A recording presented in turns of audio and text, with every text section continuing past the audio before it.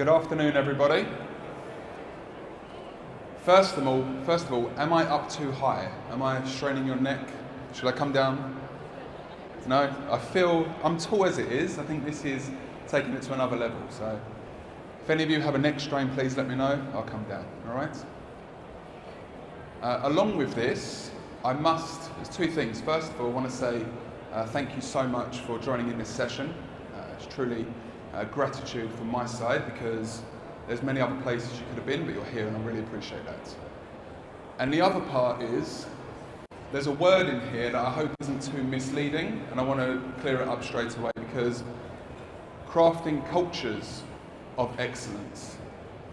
And the word culture is a word that's thrown around everywhere these days, but I'm not going to ask you, but if I asked you what does culture mean, I'd get 100 different answers. And for me, I feel this development of culture is the thing that's actually holding businesses back. So if you are here to learn exactly what to do with culture, this might not be the session for you. So you're free to leave if you like now, okay? But what we will be looking at, which is something that I'm very proud of to be speaking about, is talent development. And that means a lot of different things. But before I start talking, there's a question I probably need to clear up, and that is, who is this guy and why is he talking to me about talent development? Or trying to tell me what to do about my team? My name's Mark. I'm originally from the UK. I've been in the UAE the last 15 years.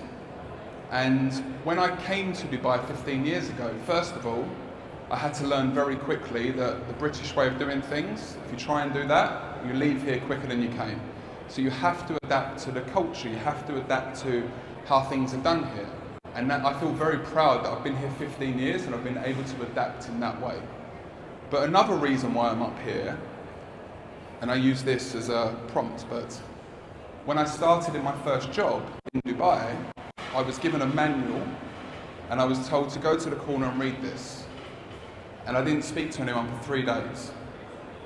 That was my onboarding, that was my learning experience when I first came here. Now that was 15 years ago, and you think things have changed, they must have got better. But I'm dealing with businesses every single day. And yes, there's been some improvement, but there's still that person that sat in the corner that's reading a manual, or it might be online now, but they're still not getting the help that they need. And that's one of my reasons why I'm in front of people and I want to help people and inspire people, because we're told that if you want to make it, then you have to go out there and you have to do it, you have to be a go-getter. But the truth is, there's people which we can model from, where we can get frameworks from, who have done it, that we can be inspired by, that we can follow their steps. And a lot of the time we don't feel comfortable enough to ask somebody.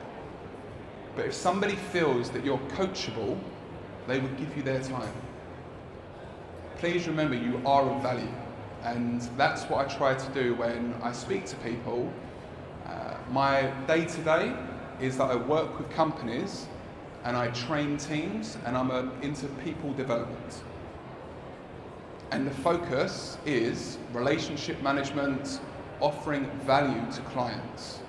Everything is so transactional these days. How do you stand out from others? And that is through somebody actually thinking, this person's listening to me. And that isn't just for selling, that's across the whole business. If you can be someone that actually listens to somebody and they feel heard, you're 10 steps ahead of most other people.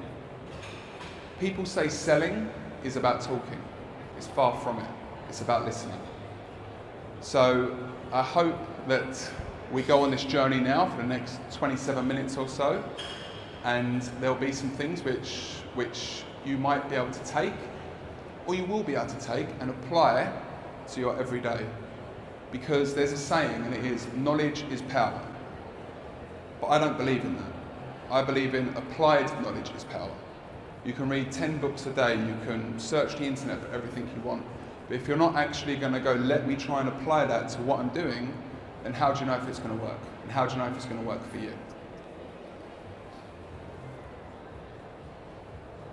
So I don't like to talk about myself too much, but you have to be seen as somebody that is a bit of authority in the region.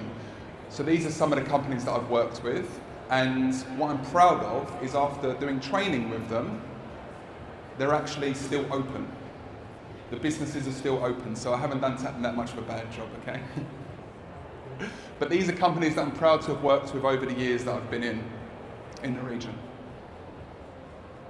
So what we're going to be looking at today, we're going to be looking at strategic side of learning, we're going to be looking at the practical side, and then we're going to be learning on what I feel is the most important part is what is the experience for that learner, and where I feel that there is some non-alignment in regards to what the company wants and how the learner wants to experience. I'll put the book down now.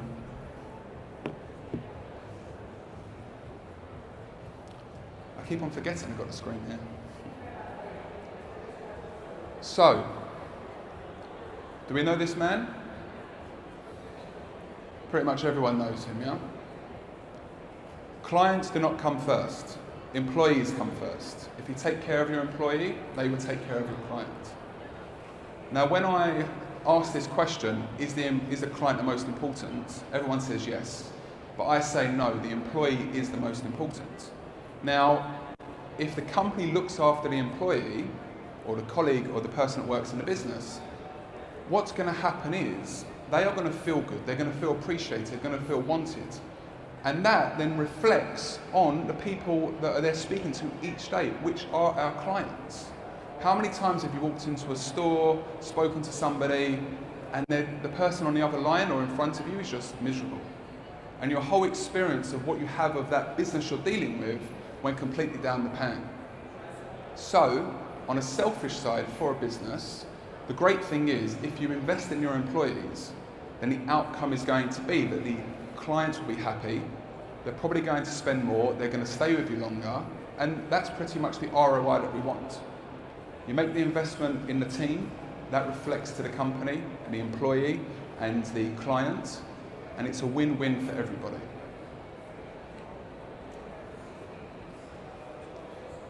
Now, the whole morning I've been here, all I've seen are statistics.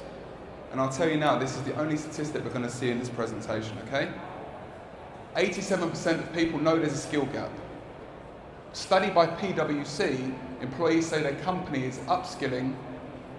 Yeah, it's a lot of text, it's a lot of words. I didn't want to put it up, but I wanted to put something here because implementing anything within a business is hard. It's hard, and we should all really take a look and check that actually we're doing a really good job. We're doing a really good job in what we're trying to do. And that is with implementing the software, implementing a new strategy. But because everyone feels that everything needs to be so rushed and everything needs to happen right now, they're actually not focusing on the little changes that can happen each day that will amount to huge success. So there are things we're doing. There's big investments we're making. We're going around all of these stands at the moment and we're thinking, does this software fit for our business? And it probably does. It probably does in many cases. And they're going to say implements here and it integrates here and this one streamlines this. It all does that. But whatever you think takes 3 months, will take 6 months, will probably take a year. Because the word that I've banned from now is culture. And if it's not being implemented, it's not being spoken about and done each day, then it's not going to ripple out and be a daily thing. You don't want it to be. You want to get to the point where people, it's just natural to them. They're in that flow state every day, not have you updated this, have you done this? It's like, I've completed this. That's when you know it's working. When people see the value in it, they know it's going to help their business, help them, and help them be better at what they're doing.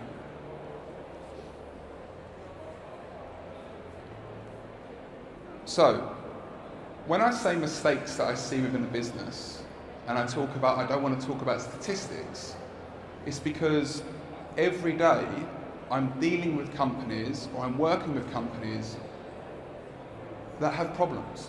Every single day, and I'm working with teams, and I'm getting feedback independently, so their managers don't know, that they're speaking to me openly, I'm hearing about these challenges they're facing.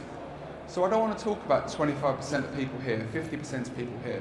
This is actually where the disconnect is happening, and this is with the companies I'm speaking to, being on the front line, and being in the region the last 15 years.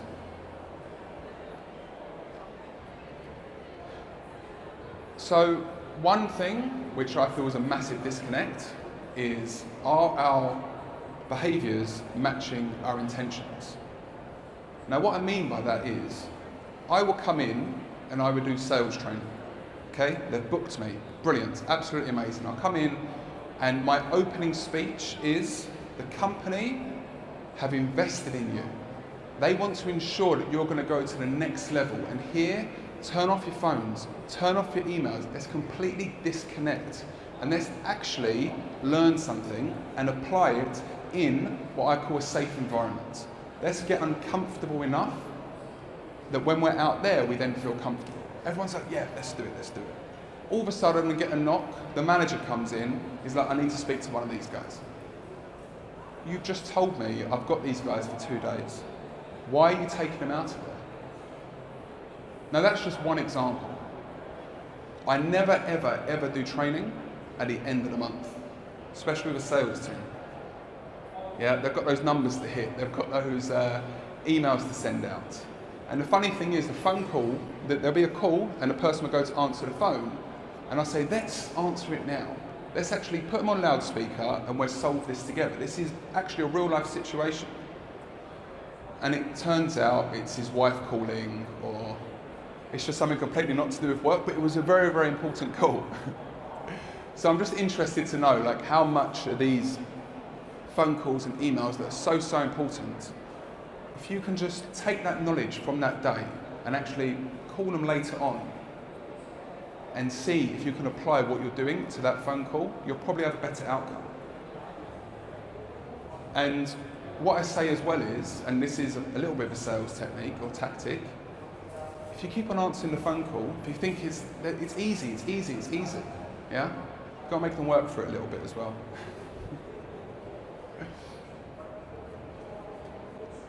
So something here which I think is a real big issue is that there's the business goal, but it's not aligned with the individual. And there might be the intention, but what we're not very good at telling this story. We think that some announcement, some update is going to help, but it doesn't. They don't, the people that are trying to deliver this number, they don't know how to actually do it, and they feel that they are just an extreme small percentage of what the bigger number is. They don't realise that one extra phone call, that one extra deal, that one extra push to support the business actually could be a huge success. But also, why do they care? Why do they care? If the intentions are not matching the behaviour, why do they have to care about it? Because, and this is what I speak about in my sales training, and this is life right here, okay? We listen to one radio station, WIIFM. Does anyone know what that is? Say it louder. What is in it for me?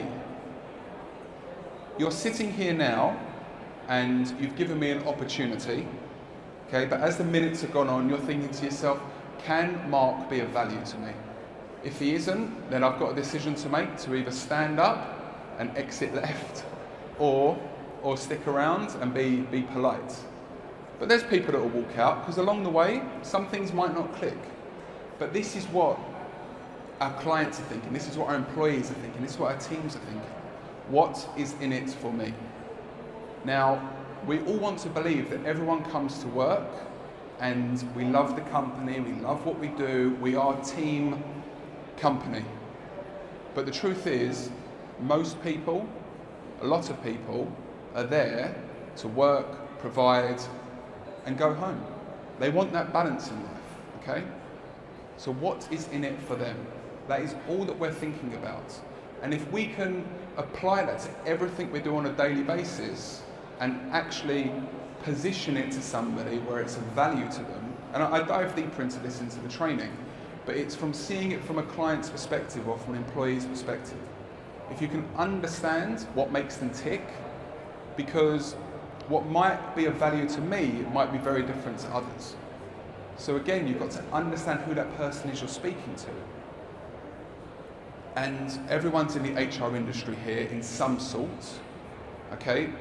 And the great thing about speaking to HR people is that we have this empathy, we have this feeling of wanting to help others. And that's the great foundation. And if I go back to the Richard Branson quote, that is the foundation of what we should do. We should be employee focused. But that's our intention, but we're just not doing it each day. And we've got the best intentions in the world, but things throw us off. So if we can focus on what is important for that person, what are they going to get from this, how does this align with what they're doing on a daily basis, they will start to actually think, I like coming into work. I like being part of this team. So when I was leading a team, I was at a company called Mead for around about 7 years. Now they supply project data analysis for construction, oil and gas. But the foundation of the business, it's been around for over 70 years, is a magazine.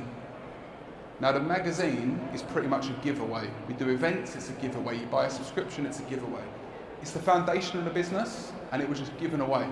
So can you imagine being in a team where you're trying to sell, and all of the other team members in the other parts of the business, they're just complimentary giving it out?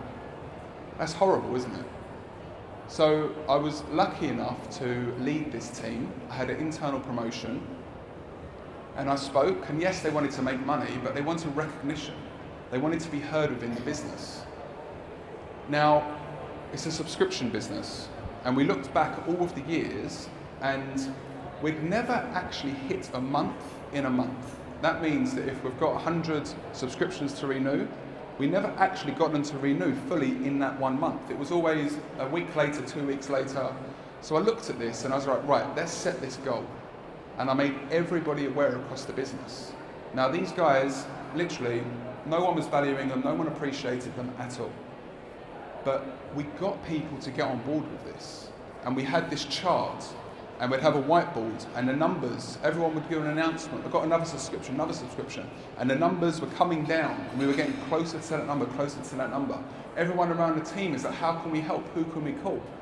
You know, this is a part of the business that had no value at all, and now all of a sudden everyone wants to support it. Because when you actually work with people and you understand what they want, and recognition is one thing, but what does recognition mean to those people? And what it meant to them was that when we hit that number, the CEO across the whole business, because it was a 5,000 employee business across the globe, sent an email out to everybody acknowledging, which in a business is extremely small to hit a month in a month. But for that moment, it was like we just won the lottery. And we hit the month a day before it was meant to happen. And that environment, everybody coming in, everybody being so in such a good mood. Now the problem is, you then got to do it the next month, and the next month, and the next month. So what I like to say is, you cannot believe the hype. You cannot believe the hype. If somebody after this says to me, Mark, you did a great presentation, you knocked it out of the park. Hopefully someone will say that, okay? I can't believe that, because the reason why I feel I'm able to present pretty well is because I practice. I look at these slides, I put the preparation in. But you know what happens when you believe the hype? You get complacent.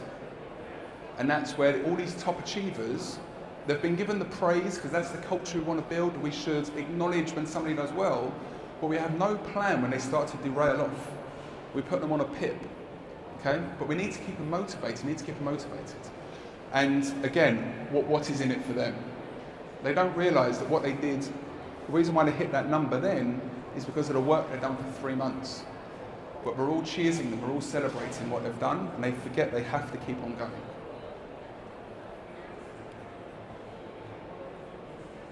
Another thing that I see all the time within businesses is learning is a tick box exercise. It's a tick box exercise. They go, right, a goal for the year is to have 5 trainers come in, we're going to deliver 10 training courses, and they get to that time, and it's done. But has it actually been done? Where's the value been? Where's the follow-up been? And I'll speak about this in some other slides, but I'll get a phone call one day, I'll get a phone call today and somebody will call me and they'll say, Mark, we need a trainer for tomorrow. All right, great, I'm available, okay, and I can come in, but I don't know the business, I don't know the people. I need to sit with the team and understand actually what makes them tick, what their behaviours are. But for the company, it's a tick box exercise. They've got the budget for it, let's do the training. So who is actually an L&D here? Anyone else? No? Okay, was everyone here for culture then? Is everyone else here for culture? For me, learning, it's the most important part within the business. HR is the heartbeat. I honestly believe that, working with HR people. And when I got into HR, when I was being interviewed did something with software, or doing something with software, they said, what is HR to you? And I said, payroll and disputes. That is what I saw it as. But when we actually spoke about this and we looked, and it's the talent side, it's the talent acquisition, it's the employee experience, it's the heartbeat of the business, it's the learning part. So everyone here plays such a huge role into how the business is going to be successful. And the fact that there's a whole event that's focused on HR shows, because I've been to other events where they focus on other parts of the business and it's never on this size or this scale. And some of the HR people that I see speaking, you think they're rock stars. There's people chasing them down, trying to get autographs, trying to get photos, trying to get selfies. I couldn't believe it when I first got into it. But these guys, they're the ones that we can model from because they've done it. And every day is a challenge for us because we're dealing with different cultures, different people, and every day is different. And I say, people is the hardest thing to deal with. The hardest thing to deal with. When I was given a leadership role, and I didn't have to do just a sales number anymore, all of a sudden I'm having to deal with people's problems. The messages I get in the morning, the messages I get in the afternoon. But for me, and we'll speak about this, you have to have empathy when it comes to leadership. And that is one of the mistakes which we're making within a business at the moment, and I'll speak about that. So we have to move away from this becoming just a tick box exercise. If we haven't got that set up, the strategy set up, there are businesses in this region, not many of them, okay, I'll give you that, but there's enough businesses here that are having the success that we can model from, and we can know what they're doing because they're publishing it each day as well. That's the great thing about LinkedIn. You can see what others are up to and you can apply what they're doing on a daily basis. So there's always somebody to learn from, there's always somebody to model from.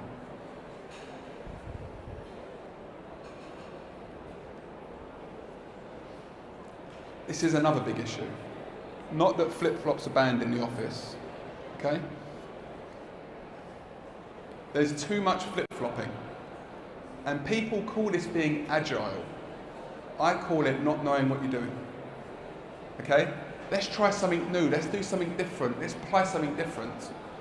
And it's great for that day, for that 2 day, for that 1 week, and then there's another meeting and somebody's woken up with another idea and let's now apply that. And that's great because we're agile, we're moving with the times, we're seeing how it's going. But how about us as employees, because that's what we are, coming into a business each day and not knowing what's going to happen? It's like our workplace should be like our home place, it should be our safe zone. But we're going into work because someone woke up one morning or had a cold night's sweat and thought of a new idea and they've completely changed everything and they need it changed by yesterday. And then the week passes and it's the same thing again, another idea, and you've pulled your hair out and there's huge stress. But this is what's happening with the learning experience. This is what's happening with our teams, with our employees, with our colleagues. They are not able to get into a routine. And that's what we want. We want that routine each day. Now people will say that's a little bit boring, but I want to know what I'm doing each day. And I want to know that my director, my CEO, the owner of the company, they've got our best interests at heart, not just the number which they're trying to produce. We need to be thinking, all right, we want to make this change. How can we cascade this down to the other team members? And how can we make sure it doesn't cause too much disturbance? Yeah. When I do my training, I talk a lot about my mum, and I won't get too emotional with it, but there's a saying that she has, and it's not a problem unless you make it a problem. Okay, so I can hear her saying this now. You know, they've come up with a new idea, it's not a problem, get on with it. But I know that the teams I speak to and the people I speak to on a daily basis, this is having a huge impact on them being, I don't want to say happy, because you can't always be happy at work, okay? But a place where you can come and get on with your job and actually put in the hours and put in the work without all these other things which are external, which we have no control over, having an impact on us. Because what this leads to, it leads to a breakdown in trust. It leads to a breakdown in trust because the employee, the team member, the colleague, they cannot trust what the business is going to do. They've got the best interests at heart. You told me that last month when you said you were going to do this change, and now you've changed it all again. I do not trust you.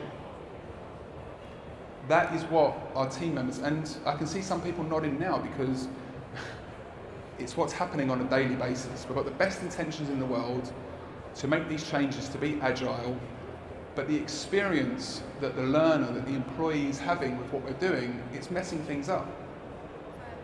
Please.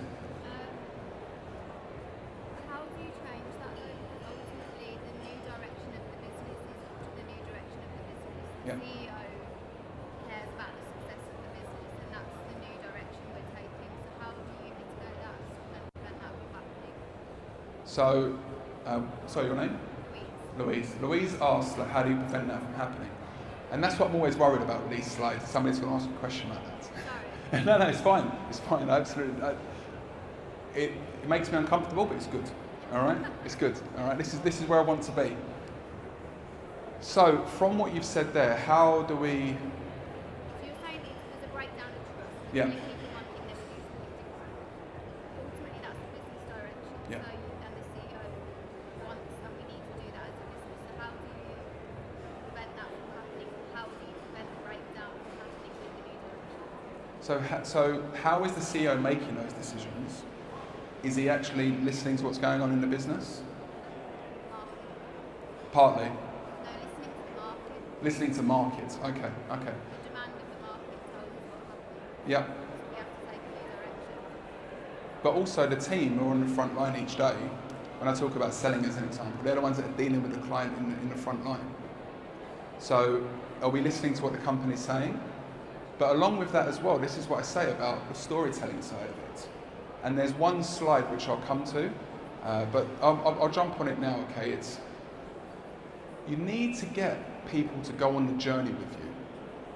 And what we need to have, actually, which we talk about a lot, but not everyone does, is humility. And the CEO needs to be open about, I have the best intentions for the business, and I'm listening to the market, and I'm trying to ensure that we are able to perform and perform at the highest level. But I'm going to make mistakes. But I need you to trust that we can actually go on this journey and be okay. But that's all I ask of you now, that you trust me. So that sounds a little bit flip-floppy, wishy-washy, yeah? It does, okay? But the thing is, when I do my training, that's all I ask is to be given the opportunity and that people are open-minded to go on this journey. Now, if the CEO keeps on changing their mind and going back and forth, then I believe there's a problem within the business. And this is why, in regards to CEOs, you're seeing so many HR people take on a CEO role. Because they're understanding the people. They're understanding that making changes like that has a real impact. And I was speaking to somebody before and they were saying that they have a CEO and they've been very open about the fact that the CEO cannot actually manage the people. So the feedback was, let's bring somebody in that can. Yeah? But have they got the humility? Are they humble enough? Let them focus on the strategy of the business. Let them focus on making sure everything ticks over. But is there somebody on the ground that is feeding? Because that's what HR is, isn't it? It's that medium between the two. So the CEOs come in, they've had this ridiculous idea, and at the moment everyone's going crazy. They're like, what is going on here? But the HR people and the leaders of the team are there to calm it down. Because as a leader, if I went into a meeting with my CEO and he literally said that we're in huge danger, but you can't let anyone else know, I have to leave that room, sit down, like nothing has happened. Because the truth is, if I get nervous, if I get anxious, that's going to transfer over to the people. So can we take the message? Does the CEO need to deliver the message? Do they have the people skills enough to actually be able to do that? Or can somebody else actually deliver that message? And all that you ask is that you can build the trust again, because it's not going to come straight away.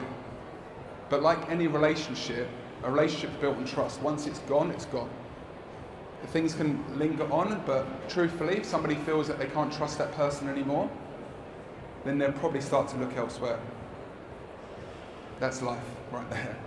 But the grass isn't always greener on the other side, because you've got another mad CEO that's coming up with the same ideas. It's the lesser of the two evil, I believe. You know? Better the devil you know, as they say. Does that help at all? Yeah? Okay. We can speak about it after if you like as well. Yeah? Great. So if there's no trust, they come in and their behaviour is completely different. They don't want to work, they don't want to put the hours in, they don't want to put the extra effort in. Now, things do not change in a 9-to-5 job. I think it's the after hours that make the biggest impact. It's that extra work we're putting in. Now, I don't believe in life being about work, but those 8 hours to make a real change, to go up against your competitors who are successful in what they're doing, you have to be doing something more. But you need to get those people wanting to stay and wanting to fight, wanting to be part of this movement. And the great thing about HR and all the software that I hear at the moment is, how do you empower the employee? How do you give them the tools needed so they can go out there and perform for the business? That's what we need to start doing more with our teams. And if they feel that they're being invested in, if they feel that they're being supported, because the messages might change each week, but if there's a consistency in regards to the learning and the development and the recognition and the support, they start thinking, well, actually, all right, I've got a mad CEO that keeps on changing his mind. I know I can deal with that. The worst ones are the ones that they meet you one day and they're very sensible, and they meet you another day and they're completely erratic. You don't know how to deal with that. But if I know that guy's mad every day, then I can deal with that. I can adapt to that. I know what I'm working with.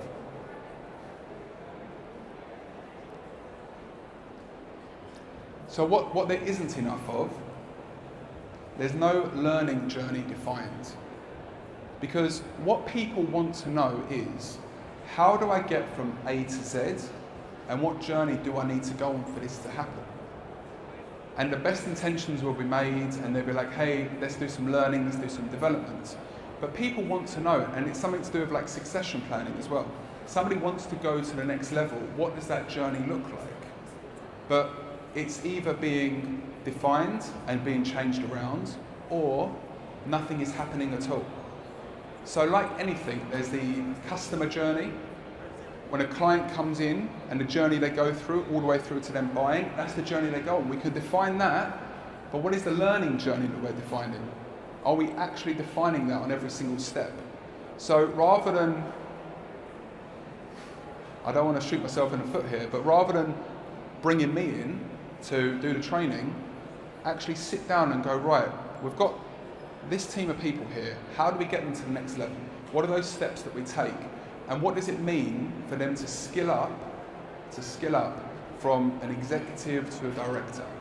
And what support are we going to give them? And how are we going to show them we're giving that support? If they see that, I want to come into work every day and feel that I can grow and develop. If I feel I can grow and develop, then I'll be happy to come in each day. I'll be wanting to come in. Because I know that at the end of the day, I'm getting better at what I'm doing. And if I every day I get better at what I'm doing, to be the best I can be, then that's all that I ask for. And if I've got a company that's allowing me to do that, is creating an environment of growth, then I'm proud to work at that business.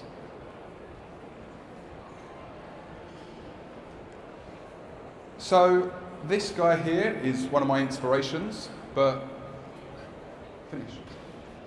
Oh God, okay, done? All right, got a little bit caught up there. Okay, 2 minutes, no? Yeah, okay, sorry. So the best way to get started is to get started. Well, I feel bad about this, but the best way to get started is to get started, okay? But people need to believe, Les Brown, another motivational speaker, that it's possible. And that's all that I ask, and that's what you should ask of your team when you do your learning. Like, it's going to be tough, it's going to be hard. If you want to get to the next level, this is what it's going to take. But we can get through that there. And all of a sudden people are open-minded and they're willing to go on that journey with you. The reason why the learning experience is not going anywhere is because they're very shut off, because they've been hurt, they've got a past, there's triggers that they follow. And if they don't feel that they can actually have that, then they won't want to listen to you.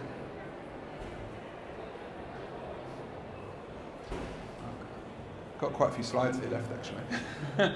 But when we look at leadership, and what I want to talk about here is that you'll have somebody that has an internal promotion because they're a great salesperson, they get promoted, but they haven't got the empathy, they've got the ego, which made them a great salesperson, but they don't want to lead people. And these are the bad decisions we're making. We're like, they're great at selling, let's give them a team to deal with. Every one of us has people like this in the business.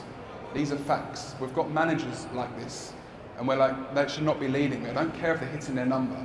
I don't care if they lead by example. They're taking my leads, they're taking everything off of me, because they're being told they have to hit a number as well. But when I come in, one of the biggest challenges that I face is that the manager does not want to work with me, because they see me as a threat. I'm there to support the team, but they think I'm there to take their job. So what I have to do is I have to get them to understand I'm on the same side of the table as them. And we're going to work on this together and overcome this challenge together. It's all in the follow-up. I feel like we're rushing so much here, but I do apologise. Because there's no accountability. I'll come in and do training. There'll be 3 tasks which we have to follow for the next follow-up. The team will do that. Yeah, great, the tick box exercise. The next one, they don't do. Next one, they don't do. Next one, they don't do. Why didn't we do it? Oh, because they asked us and they didn't follow up with it. People want to grow, but they also need to be held along the way as well. And that's where there's a balance between allowing someone to grow and having micromanagement. But this is the last thing I'm going to finish on here. So your attitude, not your aptitude, determines your altitude. And this is about mindset, okay? What I want to talk about here is, if I'm actually thinking my attitude is good, I want us to just go through this very, very quickly. Think to yourself here now, which one of these is a skill and which one of these is an attitude? Because we're looking too much at skills that people have. But it's that person that turns up every day, puts the hours in. Maybe not the most natural skilled person, but they're the ones that actually have the huge success because they have that attitude that no matter what happens, they're going to be able to overcome those problems. Yeah, so I've been through this exercise many, many times with team members because I want to get them to believe that it's possible for them to elevate and take the next step. I want them to believe they can elevate and take the next step. And 80% of these is attitude. This is what we're looking for in people. So tell me and I forget, teach me and I remember, involve me and I learn. Okay? Don't just send out an email, don't just put a training course on. Get them to apply it, get them to do it, get them in a actual scenario, and that's where we learn. Okay. Thank you all so much for listening. Sorry I overran a little bit. I'm constantly on LinkedIn, annoying people with videos each day and posts and things, so if you want to be annoyed in that way, then please feel free to follow me on LinkedIn and let's connect. Thank you so much, everyone. Thank you.